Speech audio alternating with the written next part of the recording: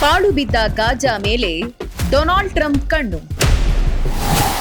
ಸಮಾಧಿಯ ನಗರದಲ್ಲಿ ಸ್ವರ್ಗ ಸೃಷ್ಟಿಯ ಕಸರತ್ತು. ಶಾಂತಿ ಮಂತ್ರದ ಹಿಂದಿದೆ ರಿಯಲ್ ಎಸ್ಟೇಟ್ ಕನಸು.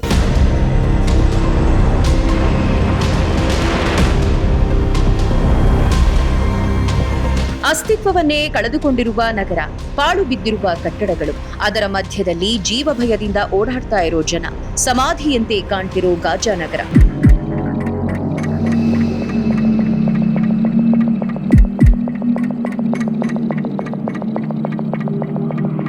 ಕಟ್ಟಡಗಳ ಅವಶೇಷಗಳ ನಡುವೆಯೇ ಬದುಕು ಹುಡುಕುತ್ತಿರೋ ನಗರವಾಸಿಗಳು, ಹಸಿವೆಯಿಂದ ಕಂಗಾಲಾಗಿರೋ ಜನ, ಪ್ರಾಣ ಭಯದಿಂದ ಚೀರಾಡುತ್ತಿರೋ ಮಹಿಳೆಯರು, ದಿಕ್ಕೆ ತೋಚದೆ ಅಳ್ತಾ ಇರೋ ಮಕ್ಕಳು, ಒದ್ದಾಟ. ಇದು ಈ ಕ್ಷಣದ ಗಾಜಾ ಎಂಬ ನಗರದ ಚಿತ್ರಣ. ಇಸ್ರೇಲ್ ನಡೆಸುತ್ತಿರುವ ನಿರಂತರ ದಾಳಿಗೆ ಗಾಜಾ ಅನ್ನೋ ಪ್ರದೇಶ ಅಕ್ಷರಶಃ ಸಮಾಧಿಯೇ ಆಗಿಬಿಟ್ಟಿದೆ.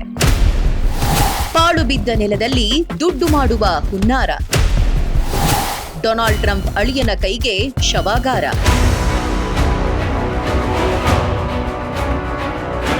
ಇದೇ ಸಮಾಧಿಗಳ ನೆಲವನ್ನ ಈಗ ಸ್ವರ್ಗ ಮಾಡೋದಕ್ಕೆ ಸಿದ್ಧ ಆಗಿದ್ದಾರೆ ಅಮೆರಿಕ ಅಧ್ಯಕ್ಷ ಟ್ರಂಪ್ ಅವರ ಅಳಿಯ ಜೆರೆಡ್ ಕುಶ್ನರ್. ಅದಕ್ಕೆ ಈಗ ಪ್ಲಾನ್ ಕೂಡ ರೆಡಿಯಾಗಿದೆ. ಅಷ್ಟಕ್ಕೂ ಇನ್ನು 3 ವರ್ಷದಲ್ಲಿ ಗಾಜಾ ಹೇಗೆ ಬದಲಾಗಿದೆ ಅನ್ನೋದನ್ನು ಅವರೇ ಹೇಳಿದ್ದಾರೆ. ನಾನು ಮನಸ್ಸಿನಿಂದ ರಿಯಲ್ ಎಸ್ಟೇಟ್ ವ್ಯಕ್ತಿ. ಸಮುದ್ರದ ತಟದಲ್ಲಿರುವ ಈ ಪ್ರವೇಶವನ್ನು ನೋಡಿದ್ರೆ ಸುಂದರ ರಿಯಲ್ ಎಸ್ಟೇಟ್ ಆಸ್ತಿಯಾಗಿ ಕಾಣುತ್ತೆ. ಯಾವುದೇ ಅಧಿಕೃತ ಜವಾಬ್ದಾರಿ ಇಲ್ಲದಿದ್ದರೂ ಕೂಡ ಗಾಜಾ ಕದನ ವಿರಾಮಕ್ಕಾಗಿ ಟ್ರಂಪ್ ಅವರ ರಾಯಭಾರಿಗಳಲ್ಲಿ ಒಬ್ಬರಾಗಿದ್ದಾರೆ ಅವರ ಅಳಿಯ ಜೆರೆಡ್ ಕುಶ್ನರ್. ನೆಲಸಮಗೊಂಡಿರುವ ಪ್ಯಾಲೆಸ್ಟಿಯನ್ ಪ್ರದೇಶವನ್ನ ಅಭಿವೃದ್ಧಿಯತ್ತ ಕೊಂಡೊಯ್ಯುವುದೇ ನಮ್ಮ ಮಾಸ್ಟರ್ ಪ್ಲಾನ್ ಎನ್ನುತ್ತಾರೆ Kushner. What do we do next?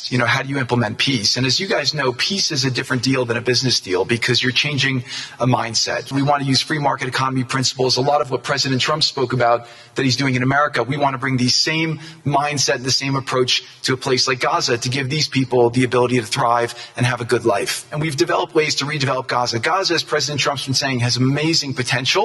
And this is for the people of Gaza. We've developed it into zones. In the beginning, we were toying with the idea of saying, let's build a free zone, and then we have a Hamas zone. And then we said, you know what, let's just plan for catastrophic success. Hamas signed a deal to demilitarize. That is what we are going to enforce. Rafah will start with. This will show a lot of workforce housing. We think this could be done in 2-3 years. We've already started removing the rubble and doing some of the demolition. And then New Gaza. It could be a hope, it could be a destination, have a lot of industry. From the private sector, there'll be amazing investment opportunities. I know it's a little risky to be investing in a place like this, but we need you to come, take faith, invest in the people, try to be a part of it. ಹೌದು, ಗಾಜಾದ ಇದೇ ನೆಲದ ಮೇಲೆ ಆಕಾಶದೆತ್ತರದ ಕಟ್ಟಡಗಳು, ಐಷಾರಾಮಿ ಅಪಾರ್ಟ್ಮೆಂಟ್ಗಳು, ಸಮುದ್ರ ತೀರದಲ್ಲಿ ಸಾಲು ಸಾಲು ಮರಗಳು, ಅಚ್ಚುಕಟ್ಟಾದ ವ್ಯವಸ್ಥೆ. ಇದೇ ರೀತಿಯ ಗಾಜಾದ ಭವಿಷ್ಯ ರೂಪಿಸುವುದಕ್ಕೆ ಹೊರಟಿದ್ದಾರೆ ಜೆರೆಡ್. ಇವರ ಈ ಪ್ಲಾನ್ಗೆ ಡೊನಾಲ್ಡ್ ಟ್ರಂಪ್ ಗ್ರೀನ್ ಸಿಗ್ನಲ್ ಕೊಟ್ಟಿದ್ದಾರೆ. ಗಾಜಾದಲ್ಲಿ ಶಾಂತಿ ಸ್ಥಾಪಿಸಲು ಶಾಂತಿ ಮಂಡಳಿಯನ್ನು ಈಗಾಗಲೇ ಟ್ರಂಪ್ ಘೋಷಿಸಿದ್ದಾರೆ. ಇದಾದ ಕೆಲವೇ ಗಂಟೆಗಳಲ್ಲಿ ದಾವೋಸ್ನಲ್ಲಿ ಭವಿಷ್ಯದ ಗಾಜಾ ಹೇಗಿರಲಿದೆ ಎಂಬ ಚಿತ್ರಣವನ್ನು ಬಿಚ್ಚಿಟ್ಟಿದ್ದಾರೆ. ಈ ಮಹತ್ವಾಕಾಂಕ್ಷೆಯ ಯೋಜನೆಗೆ 25 ಶತಕೋಟಿ ಅಮೆರಿಕನ್ ಡಾಲರ್ ಖರ್ಚು ಮಾಡಲಾಗುವುದಂತೆ. ಅಂದರೆ ಸರಿಸುಮಾರು 2 ಲಕ್ಷ ಕೋಟಿ ರೂಪಾಯಿಗೂ ಹೆಚ್ಚು ಹಣವನ್ನ ಹೂಡಿಕೆ ಮಾಡಲಾಗುವುದು. ಅಲ್ಲಿರುವ ಎಲ್ಲರಿಗೂ 100ಕ್ಕೆ 100ರಷ್ಟು ಪೂರ್ಣ ಉದ್ಯೋಗ ಮತ್ತು ಕುಟುಂಬಕ್ಕೆ ವರ್ಷಕ್ಕೆ $13,000 ಸರಾಸರಿ ಆದಾಯ ಸಿಗುವ ಉದ್ಯೋಗ ಖಾತ್ರಿ ಯೋಜನೆ. ಇಂತಹ ಒಂದು ಕನಸನ್ನ ಗಾಜಾ ನಾಗರಿಕರ ಮುಂದಿಡಲಿದ್ದಾರೆ ಡೊನಾಲ್ಡ್ ಟ್ರಂಪ್ ಅವರ ಅಳಿಯ ಕುಶ್ನರ್.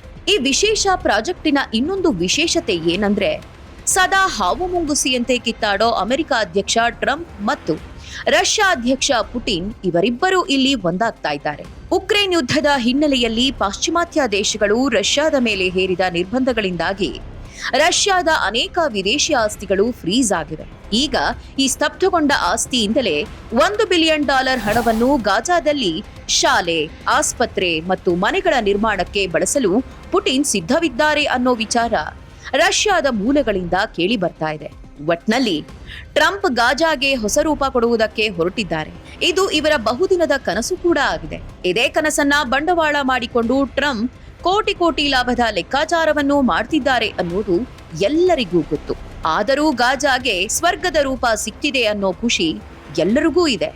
ಅದಕ್ಕೆ ಅನೇಕ ರಾಷ್ಟ್ರಗಳು ಕೈ ಜೋಡಿಸಿದೆ. ಆದ್ರೆ ಅಮೆರಿಕ ಕಾಲಿಟ್ಟ ಕಡೆಯೆಲ್ಲ ಸ್ವರ್ಗದ ಕನಸು ಬಿತ್ತಿತ್ತು. ಕೊನೆಗೆ ಅಂತಹ ದೇಶಗಳು ನಾಶವಾಗಿ ಹೋಗಿದ್ವು. ಆಫ್ಘಾನಿಸ್ತಾನ, ಸಿರಿಯಾ, ಇರಾಕ್ ಈ ದೇಶಗಳಲ್ಲಿ ಇಂತಹ ಸನ್ನಿವೇಶ ನಿರ್ಮಾಣವಾಗಿದೆ. ಈಗ ಗಾಜಾ ಮೇಲೆ ಅಮೆರಿಕದ ಕಣ್ಣು ಬಿದ್ದಿರುವುದು ಒಳ್ಳೆಯದಕ್ಕೋ ಕೆಟ್ಟದ್ದಕ್ಕೋ ಕಾಲವೇ ನಿರ್ಧರಿಸಬೇಕಿದೆ.